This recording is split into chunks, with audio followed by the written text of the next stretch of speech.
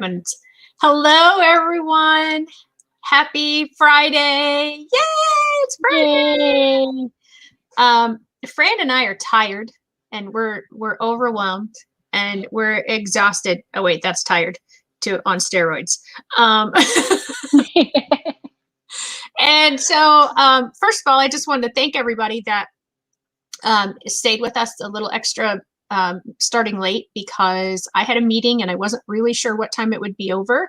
And so we didn't quite get started at the top of the hour, but here we are. And so we appreciate you joining us today. Remember, if you're watching from the Facebook group, No Limits, make sure that you give StreamYard permission so that they will post your profile picture and name so that we can see who you are.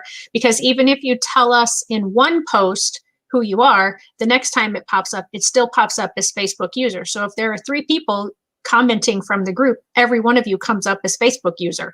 So we still won't know who you are. So I want to know who you are. Yeah, we'd like to interact with you and call you by name and say hi and all those nice fun names, things. though. Yeah, right. Well, certain people. Yeah. Well, yeah. Yeah, so make sure you let us know that you're here. Hashtag live, hashtag replay if you're watching later on the replay. If you are watching from YouTube, please subscribe to this channel. If you are watching from my Facebook group, my Facebook business page, please like the page, like this post. The more things that are commented, the more comments that show up is how the algorithm works, and the more opportunities these videos have to be seen by other people because Facebook keeps pushing it out to other people's feeds. It's this whole annoying thing that I'm learning about. So what we do here, we think is valuable and we think is helpful. And so we want to have opportunities for as many people to see it as possible. We can only do so much from our side. So we need our audience to help us out. So if you like this and you think that, this could be of benefit to somebody else, please share it. Mm-hmm. Like I said, do the commenting, like and subscribe, all those things that a lot of people don't do because they don't think it's important. And I'll be honest, I was one of those people. But that's what we need to do in order to get this out to as many people as possible. So, and I just did that. So that's what I was doing. Oh, awesome. Thank you. All right. So there we go. We have our starter. So Fran, you're not in your office today. Nope. You have a beautiful tapestry on the wall. Yeah, quilt, tapestry, yeah. T-shirt, lots. And the other side, I need to flip it. I need to get a tall person over and flip it because the other side has just as many. Oh, wow. So those are T-shirts? Mm-hmm. Oh, cool. Yeah, lots of T-shirts. Sometime. Well, here you go. Get ready. Hopefully. Okay, here we go. Oh, we're moving. Hope nobody gets seasick. Wow. I don't know how to do this. There, stretch it out further. Oh my goodness. Goodness gracious. So, and they go way down, and they're actually lower than that. Homecoming 89. Wow. What? That's a long time ago. Is it? Yeah. Oh, okay. That's from Germany. That's cool. Yeah, there's a lot from Germany or Europe over on there. I'm sure that our viewers are all older and will remember that year, but we may have some who watch, like if Violet was watching, she was not around yet then. So your kids were not around yet then. No, because we were still kids. Right, exactly. Awesome. So Fran, how you doing? Well, my allergies are bothering me right now. That's I think part of the problem because everyone's cutting grass, and I forget I am highly allergic to grass. Like I'm allergic to every grass under the sun. Oh. And so I can't cut my own grass because it causes my throat to swell. And I can't be outside when other people are cutting grass. Well, it's that time of year, so everyone's cutting grass at some point. Yeah. So prior to this, I was struggling with breathing, so I didn't know if we were going to have this today. Oh, well, that's a completely different kind of fatigue and overwhelm. I mean, that's, when I mentioned those things at the beginning, I was mentally thinking about those things. I am that too. I'm that too. Yeah, me too. I posted in the group this morning that I said, does anyone else feel like this has been an extra long week? And I've had Hmm. several people say that they felt the same thing. So let's talk about that. Let's talk about the mental health aspects of life. And we've spoken on mental health issues before, and Hmm. so sometimes the conversation gets kind of deep and heavy. Um, Right. but But why do let's we talk on it though? Why? well, because so many people struggle with good mental health, especially now. And it is so stigmatized in society that Yes, people are afraid or they feel like they're the only one because no one talks about it. right. So So therefore we talk about it. we're going to blab about it. So, And you know what? And I know you and I both in the past have spoken that we both deal with it in our own mhm. way. And I have a friend, I laugh even thinking on it, um, because she calls it labels. Oh, We all have something. We're all on some part of some continuum of something. So I always right, laugh when I always say, well, we deal with it, but it depends on with whom I'm speaking, how I discuss it, kind of thing. right. Does that make sense? It does. Yeah. So Hi, Mike. that brought How are you? that brought a Mike's giggle. Mike's joining Hey, us. you're back. Yeah, we haven't seen you in a few times, so We've we've been missed you. missing you, which is why I scolded you when you said you were on your weekend that you better be in attendance here today because we've missed you. We've missed interacting with you, so we're so glad that you're here. Um, so yeah, um, it is something that I have struggled with. It is a near and dear to my heart issue. Bless you. Yeah. Um, Excuse me. I organize a mental health awareness and suicide prevention walk. Mm-hmm. I've done that for the past several years in memory of someone who lost her life to suicide. And um, so it is something that needs to be discussed more, not to make it normal behavior, but to make it okay to talk about, to remove the stigma, Yes. you know? Yes. Definitely. And there's so many misnomers, so many myths about if you talk about it, you're going to cause it to happen. No, it's Right, already out. The thought's already there. The idea's already there. What you're doing is you're giving freedom to that person to share and to speak from the depths of their soul rather than to keep it trapped and to put a mask on. right. And, we all are wearing masks literally now, but many, Uh, oh, I don't have mine. I actually had to wear one this morning for the first time for like 3 hours, for this many hours straight, because I uh-huh. was substitute teaching.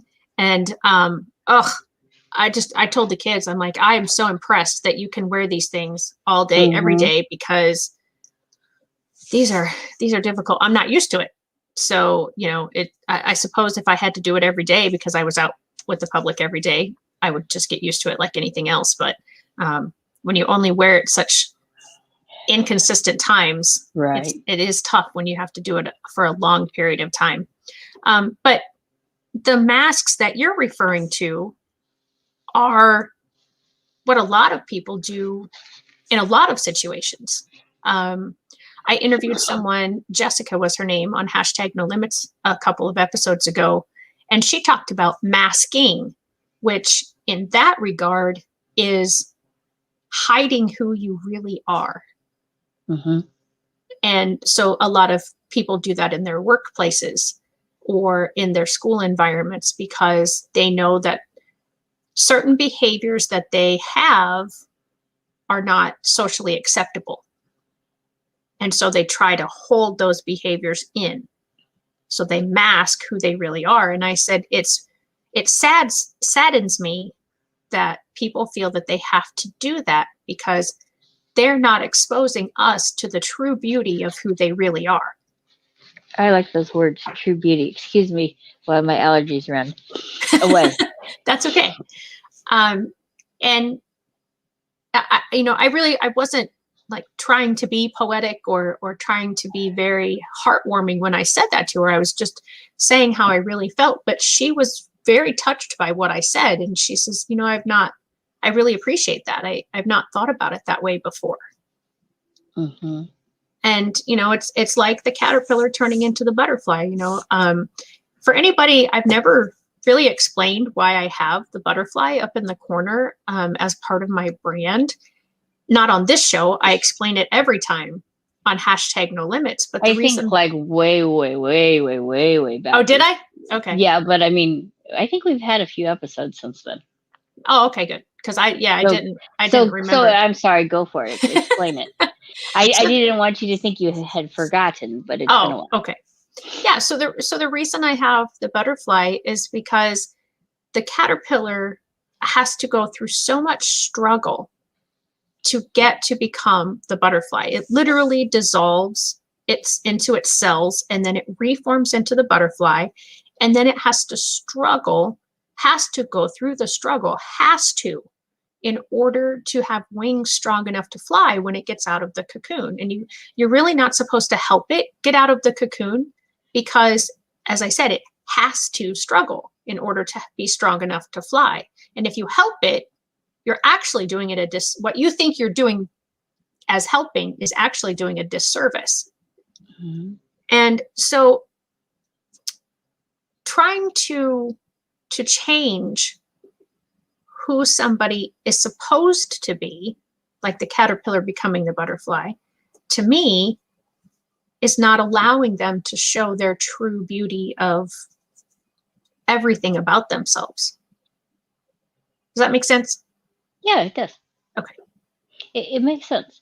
And part of me is I'm smiling because we just spoke at my Daisy's meeting about butterflies, and one of the Daisies had mentioned, she goes, yeah, their wings are wet and you can't throw them in the air because they can't fly. They have to dry. They got to get strong. And if you do that, you'll kill them. Right. And so I'm just thinking just even how intertwined and how our conversations are led. That's all. So Daisy's is a Girl Scouts level, correct? Yes, it's the youngest Girl Scouts. I just wanted to clarify that because I thought that's what you meant. I was trying to remember. I'm like, is it the youngest? Yeah, I think it is. I think when Violet went through it, it was Daisy's, and then it was Brownies, and then it was Girl Scouts. I think, but it's been a while. So Daisy's, Brownies, Juniors. Daisy's, Brownies, Juniors, Cadets, Seniors, Ambassadors. Oh, wow. Okay. So there's even more levels than I realized. And they all sell the cookies, right? Yes. Okay. Even I get to sell cookies sometimes. So if you haven't gotten your Girl Scout cookies this year. I might have a little connection, but I think we're almost gone. Oh, really? Oh, yeah. Man. I still haven't gotten any. Gone. You didn't get any? What did you want? No. Let me see if my connection will work. Okay. I might have that connection. Okay. Well, I'll talk to you about it later. We don't. Okay. But in case there's somebody else who wants some Girl Scout cookies, you may be able to reach out and have Fran help you out here. But this is funny. This even ties into something previously that occurred this morning. What? I spoke with someone and I said, you're just like, I described him as a couple of cookies. And they were Girl Scout. Well, what cookies? And I said a tag along, because no matter what, you're great to have along with, and the support. Aww. and then the other was Samoa, because it's just so full of life, and there's so many just different layers and textures and complexity to it. It's not just a plain cookie. And right. I said, that is who you are as well, and that is why you're valued. So it's just so funny. As you're sharing, I've had similar conversations, I feel like parts of these conversations have already occurred in the day. And anyway. Yeah. Sorry, you're gonna get my chipmunks. There, I don't have a No, filter today. I discovered there is no filter on me. that's okay. So you don't get a mask, you don't get a filter, you get chipmunks. But that's what we want. We want the true beauty of Fran. And if if you mask something or you hold something back because, I mean, I guess I have to be very careful with what I'm saying because we do have to be polite and respectful. And There are so, socially acceptable and versus socially expected. yes, I agree Uh, with that. and I think that's kind of where what I'm hearing you say is sometimes the socially expected are not are more extreme. Uh-oh, I lost your voice. I don't know if anybody else. Sorry, that was my daughter ringing in, and somehow my Bluetooth is ringing in on my phone. So let me turn Oh, it. Missed your conversation. What did you? okay. I just said that we missed part of what you said. You were talking about the difference between socially expected and socially accepted. Yeah, because somehow I guess my Bluetooth is connected to my phone and it overrides. It gets priority. So what I said. Let me go back. Can I just repeat it? Absolutely. Because I don't remember. Socially expected versus socially acceptable. So often, socially expected is more extreme than socially acceptable, and we try to push those our socially expected upon people when something that they're doing is truly socially acceptable, but to us, it's not socially acceptable. Okay. Expected, socially expected. Phew. Okay, I followed you, but don't ask me to repeat it because, I don't know. yeah, I've said it this many times, and I don't think I can say it again. So. right. So can you give an example? Oh, hi, Emmy. Yep. Oh, Cooper's under the covers. So I Oh, guess Emmy's on top. Okay. So I'll give you an example from my Daisy meeting. okay. We would like for people to be paying attention and Mm-hmm, to be sitting on their bottoms for their safety. So that's socially acceptable and expected. mm-hmm. However, sometimes they get ants in their pants and they start wiggling and jiggling and then they're all over the place, and these are metal chairs and they can slide out of them and they can tilt. So there I could have said, okay, everyone sit on your bottoms and stop. Mm-hmm. However, that was my social expectation, and I could have held them to that. But instead I had everybody get up and push their chairs in, and then I had them all start jumping up and down behind their chairs. There you go. Perfect. And then I said, okay, let's sit back down. I said I had ants in my pants and I had the wiggles and I couldn't do it because I was in my wheelchair. So I had you guys do it for me. And then I had him sit back down. So I could have pushed my social expectations on them because that's what I wanted. I wanted them to be paying attention, but there was a couple that really they could not because they were unable to in the moment Right. do that. So rather than point those out, we just all stood up and shook the ants out and sat back down and continued on. And I think finding ways to take what is socially expected and pushing them into a socially accepted is sometimes a fine line. Well, and I'm in my head connecting how this ties to our mental health. And as you're talking, I'm thinking about when we say socially accepted or socially expected, I sometimes think that we develop our perceptions of what we think society expects of us and what society will accept from us. Mm-hmm. And so a lot of times I feel that leads to our fatigue and our overwhelm because we have it wrong. Mm-hmm. And we think that we have to have it all together. All of our ducks need to be in a row. I don't even have ducks in a pond. Are you talking about my ducks? My ducks are running down the road. You want them in a row? I'm sorry. I'm sorry. There goes that chipmunk. Okay, I'm back. No, but that's what I'm talking about is we think because we see social media, we watch television, Mm-hmm. we go to the movies, and everything looks wonderful. Everybody looks peaceful. You see the success that the famous people have.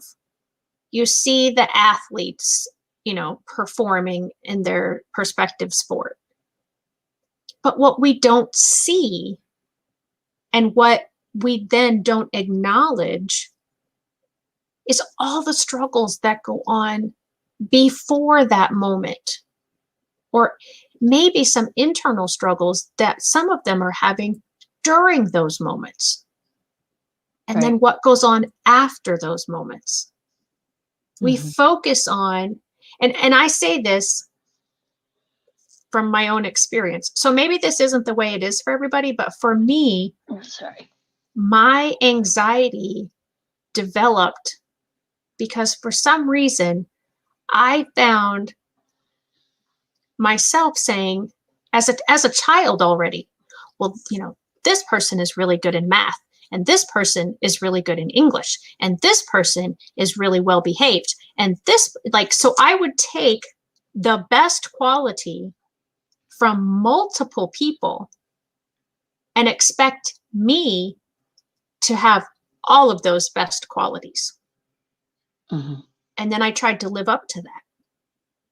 Nobody told me you have to be best in math, best in language arts, best in behavior, best in sports, best looking, best teeth, whatever it was. I, for some reason, just felt that I somehow had to be the best at everything because I didn't realize until much later that that's what I had done was I had chosen the best out of this person and the best out of this person and the best out of this person. Right. And I think although that was bad, I feel like for so many people now, it's constantly in their faces because of social media. Because we don't post the minutes of, and I've seen, hi Crystal, I've seen some people occasionally, kind of as a joke, like, okay, well, it took, 72 attempts to get this one perfect picture that I sent on my Christmas card. Or, it took however many tries, or however many, like how much did it take before you could actually walk out the door with your kids in the morning, all smiles and happy when you walked out the door for the public to see.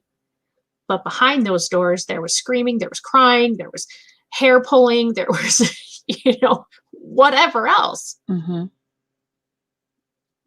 And so I'm hoping that through this conversation today, that if there are people out there that if you think about what you're doing and you find that you're doing what I did, that you can stop and give yourself grace because you are not expected, nor should you even attempt to be the best at every detail in life because nobody can do that.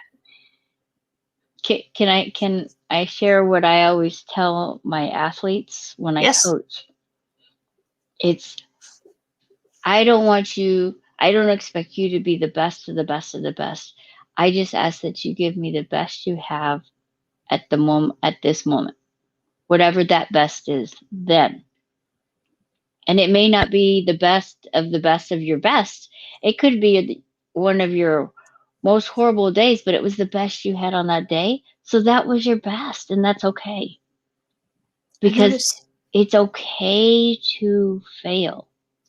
Mhm. Much like I was watching a baby giraffe the other day trying to walk. That was the most comical thing in the world. I mean, those poor things, they don't even have a chance. I don't know what God was thinking when he made giraffes because their legs are long and their necks are long. And then they got a regular sized body and they're trying to stand up. And that is just comical. But because it takes them doing that, and it takes them doing that to help their lungs expand, and much like the butterfly, that it is the process that gets us somewhere, that makes us who we are. Mhm. So don't minimize the failures, don't minimize the accidents, don't minimize the because they're not failures, they're just detours, they're redirections, new Mhm. steps. Don't minimize those, because those are what make you able to do what you finally can do, or make you into where you are at the point in which you are. Right. Does that make sense? It does. And I will be perfectly honest. I know I make mistakes, but I still struggle when somebody catches my mistake before I catch it. Do you? Yeah. I still, I know I'm not supposed to be a perfectionist. And I think for the most part, I've accepted that about Mm-hmm. myself. But yeah, if I make a mistake, it still frustrates me. And I don't think that's a bad thing necessarily, If it because it'll pushes help me you in learn. a good way, Right. but if it pushes you in a negative, I'm never going to make it, I'm always going to Right. make mistakes, Right. then it's a bad thing. If Right. it pushes you to go, oh, okay, well, I did it. Because when you find a mistake, the best thing I find is, okay, well, what did I do? I have to counter with, okay, what did I do good in that moment along with the mistake? Mm-hmm. I Otherwise I will dwell, and I will dwell, and I will dwell on the Mm-hmm. negative. Mm-hmm. But if I can find, I'm trying to reteach myself, well, it wasn't all a failure, so find something positive. Something, you got to find it, Fran, something positive in the midst of that, in order to allow yourself to focus on the failure a little bit too. Right. So I Right. can't look at the failure till I look at find something positive. Well, and I mean, that's what I'm, until I can make it a habit, that's what I've had to do. right. And I think oftentimes a true failure is when we don't learn from it. If it, if we weren't as successful, and I have said this to hundreds of students, and I don't always apply it to myself in the moment. And I sometimes think that was what my role was as their teacher, was to walk alongside them and remind them, do you know how many filaments Edison used before he found the one that worked? For those of you that don't, it was close to 1,000. And he never said, I failed. He always said, well, that one doesn't work. I found out that doesn't work. And I think we need that encouragement of, okay, well, that didn't work. Let's go this way, or let's try Hmm. this way, or you know whatever. And that's where we need others in our lives, Right. because a lot of times we get stuck. Did you see what Michael wrote? A lot of Yeah. times we get stuck, um and in a rut, and we can't see past that rut, and we need someone to step alongside of us. That's why I told my friend, she's like a tag along, she's great, Mm-hmm. because she can get me out of that rut, or she can just make fun of the rut and just stay in the rut with me for a bit and then help me get out of the rut, kind of thing. Right. And yeah, Michael says, I think deep down everyone reacts that way, but in different forms. And I think so too, that we have to look for the success and find a positive before we can truly deal with the negative of the experience of learning the way that didn't work. Right. And so I'm gonna take this in a kind of a turn, but I'm gonna keep it in the process. But I want to specifically tie it into raising kiddos who happen to have different needs. And I posted something the other day, I think, on in the group page. Yeah. But it's almost like we feel that society's judging us for our children, whatever, their exceptionalities and how they're responding in social situations, and have that added pressure, almost feeling sometimes that we failed because we don't have the perfect child, the child that stands in line at the shopping aisle and doesn't beg for the potato chips, or doesn't grab something, or throw things out of the cart, or keep the mask on if they're supposed to keep a mask on, or yell, or those kind of things are added in addition. And sometimes you feel like you have to explain. Is this what you were talking about? Yeah. Can you click the double arrow thingy up there to make it bigger? Yeah, yep. There you go. Okay. Can you read it, or do you want me to read it? You can read it because I'm on my laptop. Okay. So it says, a plea from a parent with a child who has special needs. I need to be listened to without feeling judged. I sometimes just need to vent. I need to be understood when I say that I'm physically and emotionally exhausted.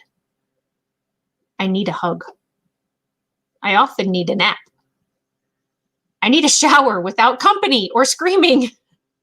I laugh at that one, but I know that's a very serious thing. I need a time out to the beach with, oh, no, wait, it doesn't say that. I need to laugh. I often feel guilty for having these needs. Most importantly, I need you to know that with all of these needs, I never stop loving my child and feel very blessed that he or she or they, depending on how many you have, are mine. And that is so true. And it's such a struggle sometimes. Sometimes I feel so guilty that I have one in a group home and one at home. Sometimes I feel guilty when I can't handle the behaviors of one or the other, or both. Or I can't handle my own behaviors, so I have to put myself in timeout. And I need someone to walk alongside me and go, it's okay. You can feel guilty, but it's not your fault. It's just the moment. It's where you are in life. And I'll walk it out beside you. Doesn't mean that I'm going to make it better for you, but I'll walk it out beside you. And so I was just, when I saw that, I was just like, oh yeah, it is true. We in society in general, as you were saying, we compare, especially with social media and all of that, and want to be what others are, or we want to put our best foot forward. We never want to say, well, yeah, I tried, but my child never made it out of bed for the day. We don't mention that. Right. And even when we mention it in a special needs parenting group, oh my goodness gracious, sometimes you get torn apart for it. We don't even have grace for each other. So how do we expect society to have grace for us? So it's this. So I was, you asked me, you text me about what did I have any thoughts for today? Thank you, Michael. Do you have any thoughts for today? And all I could think of was I had seen this post in one of the groups, and this mother was being physically hurt by her adult child. And people like coming with all these solutions, except for saying, have a right to be safe. You have a right to, you know what I'm saying? You have a right to.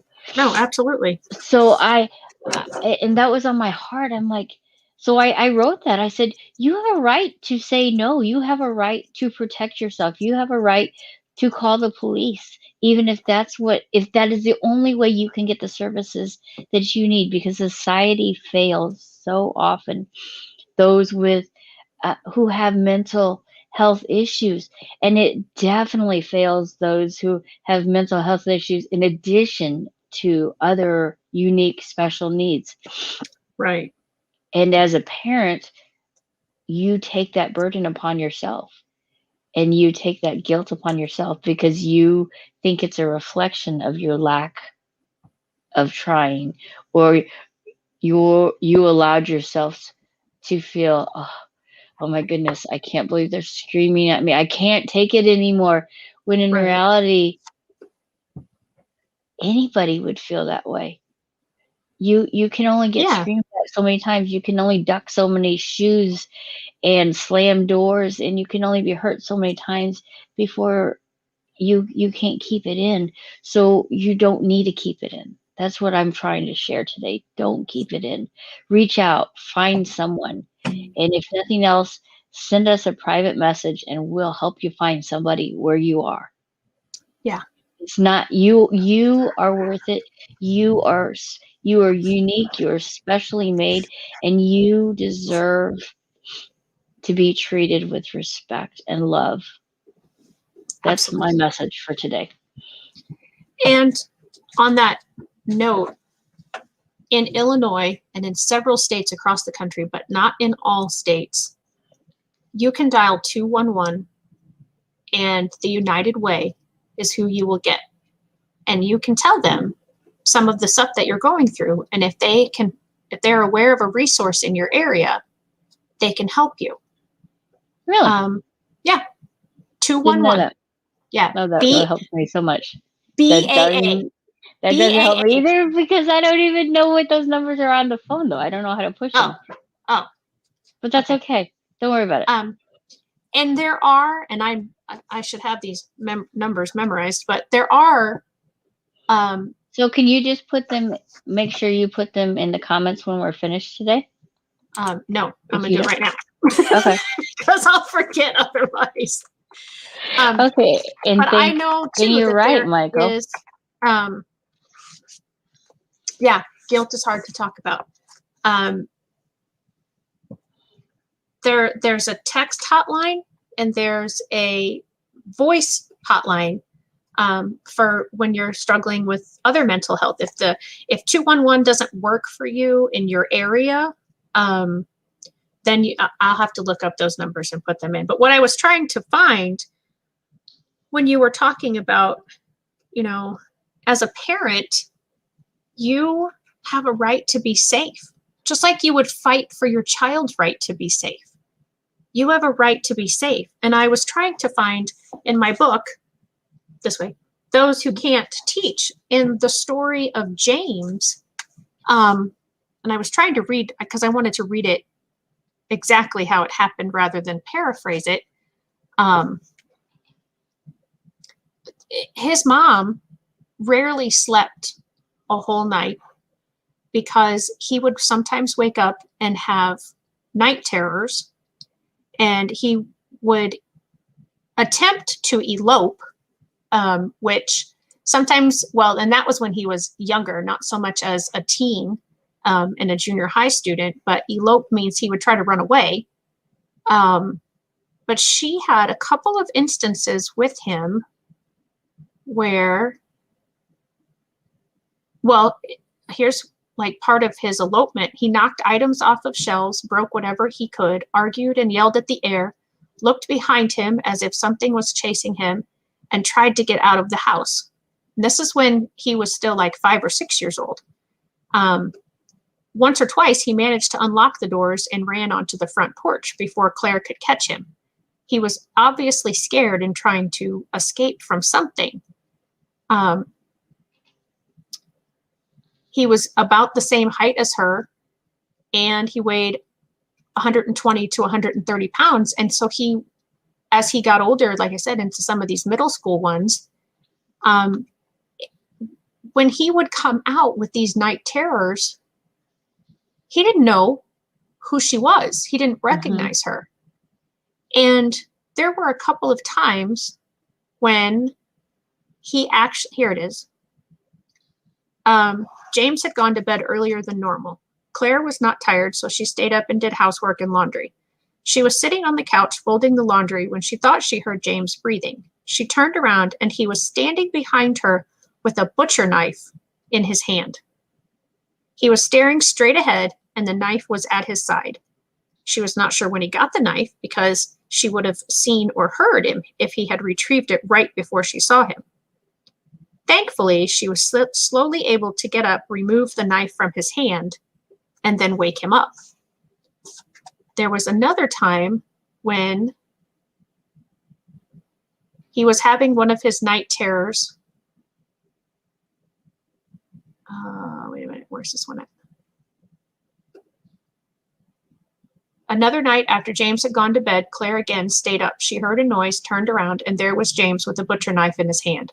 Only this time, it was held high over his head as if he was ready to strike, and he had a demonic look in his eyes. Claire grabbed a nearby cushion and put it in front of her just as he brought the knife down. She screamed his name and he woke up. You have to be able, in those situations, to have the courage and the strength to love yourself and your child enough to reach for outside help. Yeah. I don't know. I don't think you know this, since I don't think we've talked to this. My daughter had night terrors. Oh, no, and she had rage fits, but she had them when she was a toddler. Oh. When hers were the most extreme. She still has them, but she had them, and I would hold her. I would hold her, so she was safe. But I would end up with a bloody face because like I joke, I got T-Rex arms, I don't know. Not only am I short, but my arms are short. So I just have T-Rex arms. Have you ever seen a T-Rex? It's just short arms. Yeah. But anyway, so, I would hold her the way I was taught, but I'm just too short. So her head would end up hitting my face or whatever. Mm-hmm. But I would rather be hurt than having her hurt. So I understand it. And then as she, so I kind of, that brought back some serious, oh my goodness. Yeah. Those were some really traumatic and they're scary times. And because she was smaller, I could physically do it. But as you were reading, and could you share that? I'm sharing a screen, but I don't know how to share that. That was one of the numbers, right? For which you were looking? Yes. I went onto that page and got it. Okay, perfect. Yeah, I was looking for it in my phone. I went to the foundation. Oh, okay. And got it. Okay, perfect. Okay. Yep. All right. There's another, I don't think that one's the text number. The text is like... Yeah, I know. I was getting there, but you only had a number at a time on this page, so I'm still looking. Okay. Are you talking about the Swing for Sydney Foundation? Mm-hmm. Okay. Yeah, I was looking for it, and it's not in the announcements, so I was just, I know they post them occasionally throughout, so. Yeah. I don't know what this is horrible because I don't know what I have it under, so it's not really going to. Oh, what I have in here is the human trafficking hotline. That's the number that I stuck in my phone. I thought I had the other number too. Well, I'll just keep scrolling. I'll find it. Okay. Well, I have it on another page too, but I just figured I would find it on this page. Sorry, so we're both squirreling right now. Yeah, we are kind of squirreling. Things at the same time. Yeah, I added a monitor to my bedroom office. Aren't you excited, guys? She only has about 1,700 monitors. No, I'm just kidding. But she has multiple monitors in multiple places in her house. So, but it's so that I can see. I can see clearly now. Anyway, you see, and I want everybody to know something. I'm gonna stop scrolling because I can't find it really fast. But oh no, I'm not. Yes, I am. So what I I'll what look for the text number. You talk. okay. So but I chose today to come on fully unfiltered because I part of me was gonna cancel on Shelley because physically I'm I just know that. yeah, physically I'm just a little bit worn out. And physically I'm having some health issues that are really draining me, and I can't ever guarantee I'm going to be able to. I can't make plans, long-term plans, or I tell people I really plan to, but I can't guarantee it. So I was like, okay. And then emotionally I'm drained because I've discovered that pain makes mental health issues more extreme. It like amps them up, kind of like they're on steroids. And so anything that I thought I'd have had a grip on or a handle on is teetering on the edge of not handled now. So I was like, okay, well, I'm not even going to try to filter. So I thought, well, what they get is what they get today. So here we are. Well, Fran unfiltered. That's not really with Fran unfiltered. So what I have put in the chat is I put in the United Way number to call for resources. And then I've also found the texting number. You just text home and then to 741-741. But you can also go to the website where I got this from, which is Crisis Text Line, and you can chat with them, not via text. I mean, you can do it through the computer. So it doesn't have to, specifically go through your phone if you didn't want to do it that way. And there's no stigma in that. There is not. No. And we've talked about that before, that it takes more than one part of a foundation to hold up something that is really important and has a lot to it. We talked about the suspension bridge. The suspension bridge. We talked about, that buildings have multiple pillars in them. Houses have multiple beams and support beams. I tried to knock one of those out in my house the other day. Oh, that's probably not good, but okay. But I didn't. It was not successful. Well, that's good. That's good. Uh-oh. What? What's an uh-oh? Somebody's freezing. You or I am. Oh.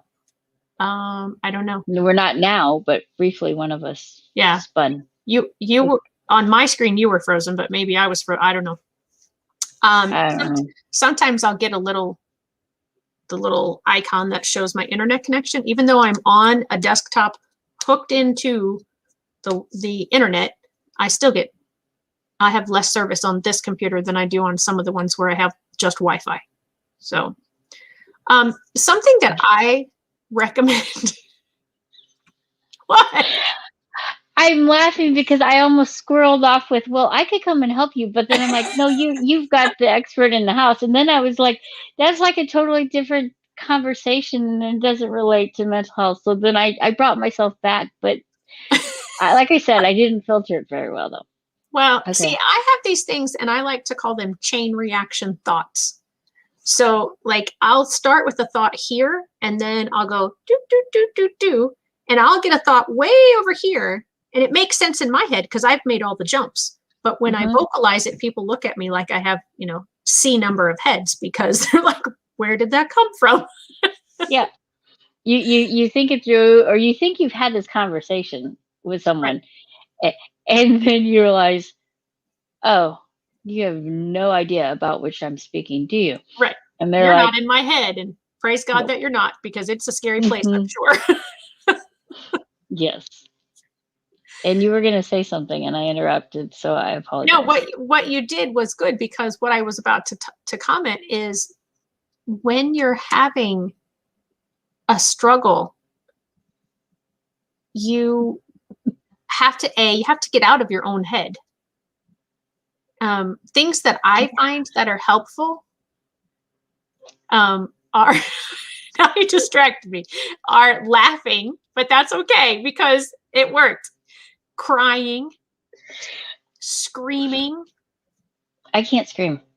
No, I can't. that's an And I can't anger hit emotion. You have you I can't scream. I can't hit a pillow. I can't tear up paper. I can't do those things. I yeah, can't take a bat to things. you have an issue with that. I'm not Yeah, sure I know I do. that's normal or healthy, but It's not normal or healthy because I know it's not. But I'm just saying that the coping mechanisms you're saying, I cannot. It's not I won't. I right, cannot do them. right. I know. Um, so, So but you can anyway, cry and you can yeah, I laugh. just did that. My eyeballs did leak. Yeah. Um, so I really think, if you can find a comedian that you like, that every time you hear him, even or her, and the person is telling you the same joke and it still cracks you up, have that on record somewhere. Have that where you can quickly access it. Or True. crying. I often will get to a point where I can tell that I need to cry, that it will really help me release whatever I'm struggling with, but I just can't make myself suddenly cry. So there are certain places that I can go, and there are certain movies that I can watch or television episodes of certain shows that every time I'm going to cry. And so when I get into that point where I really need to cry, but I just can't do it on my own, then I'll go search for one of those things. This Is Us, the show This Is Us, almost every episode makes me cry. Maybe not as much as some of the other episodes, but I've heard lots of people say that's the same with them. I've never seen the show.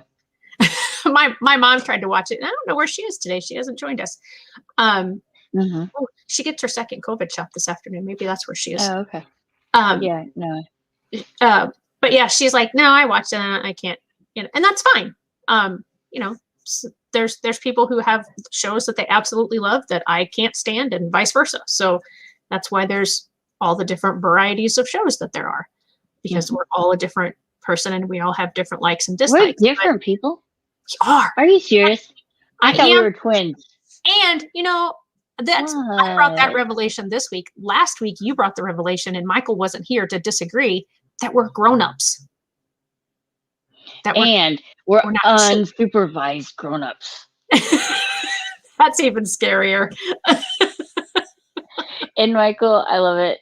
He told you you're not alone. I was wondering if he meant like I'm not alone because of what's in my head, or alone because I have support people that are real outside of my head. I think maybe because you're not alone because you go from here to there in thoughts and expect others to run with you. Yeah. My poor Kevin. I've had to write what grown up. I know, seriously. Fran said that last week, that we're grown-ups, and I don't, whatever. Yeah, and then I had to go and tell her mom she had a grown-up daughter too. Yeah. Oh yeah. And then I stuck my tongue out at my mom on air. So yes. And then you went and told your mom that not only did she have a grown-up daughter, she had a grown-up granddaughter. You were throwing him pretty hard that day. But I then proceeded. He was throwing him back. I then proceeded to say how young my mother looks, that she would not be known by her looks for being the grandmother of an adult granddaughter, as well as for an adult daughter or son. So, yeah. So can I tell you before I forget? Yes, please. What I do though, since I can't hit a pillow and I don't always cry, or actually I do. I cry a lot, so it's not actually always an outlet for me when I cry. Does that make sense? Yeah. So for me, it's I sing. Oh. And the song in my head is I sing because I'm happy. I sing because I'm free.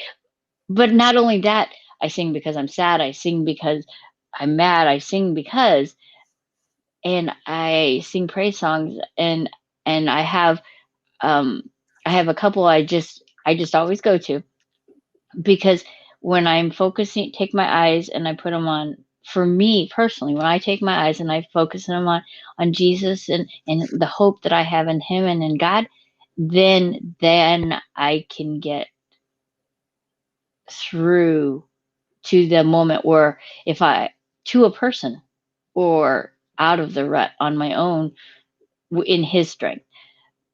Does that, Mhm.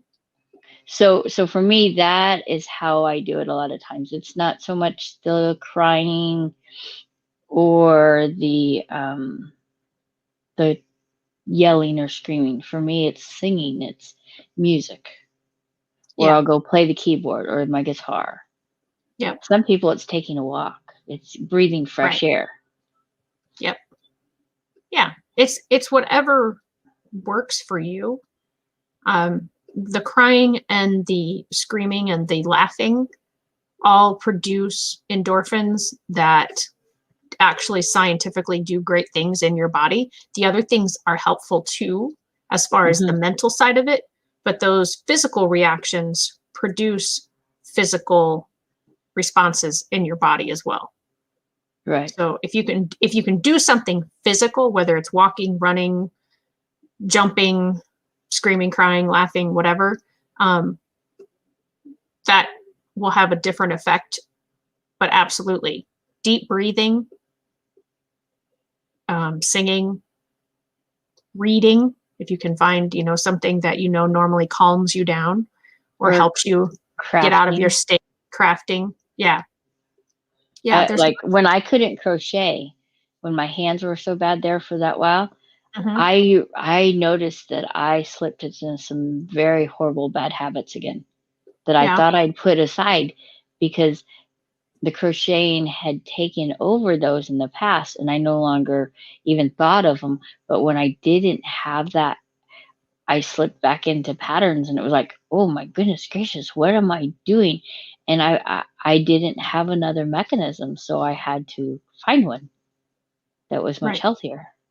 Yeah, yeah. And there are ways to relieve stress and anxiety and frustration that are coping skills, but they're unhealthy. It doesn't make them less of a coping skill. It just isn't as good for you to do. It's not Um, only not socially expected, it's not socially acceptable. If we're going to tie it all the way back to where we were, well, I mean, some of the one coping mechanisms. one of the coping mechanisms is consuming alcohol, and that's very socially acceptable. So that's why I was like, Well, oh, consuming it to an extreme, you mean, or consuming it? consuming it in general. I mean, because what's extreme for one person may not be extreme for somebody else, I guess I go off of right?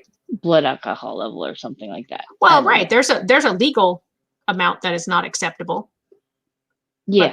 there's a social amount sometimes Okay. that, So yeah, that's we'll just, yeah. Okay. yeah, I yeah. get what you're saying. That's what I'm saying, is that sometimes we accept them as society, but they're still not healthy things to be doing. Right. Yeah. Um, Okay. okay, we have to wrap up. Okay. Am I That was wrapping quick. up, or are you wrapping up? I don't know. Okay. Should Here we we should go. we rock paper scissors for it? No, because my hands aren't working right now. Oh, okay. Well, then I'd win. Yes, you would. So go ahead and wrap it up then. No, I'd win and make you wrap up. That's what I win. Oh. Okay. So I'm going to wrap it up with this. Whether you have T-Rex arms or not, whether you're filtered or not, and whether you are at the best of your days or the worst of your days, you are worth it. You are valuable and you are treasured. And reach out. You are not alone. Yes, absolutely. We are only two people in the world, and but if you need somebody, and some of these numbers are not available to you for whatever reason, or you don't want to go there first and you want to try to reach out to one of us first, absolutely, please do that. We want you to really know that you're not alone. Have a great weekend, Michael, and everybody. Thanks Thank for you, joining Michael. us. See you Crystal. next week.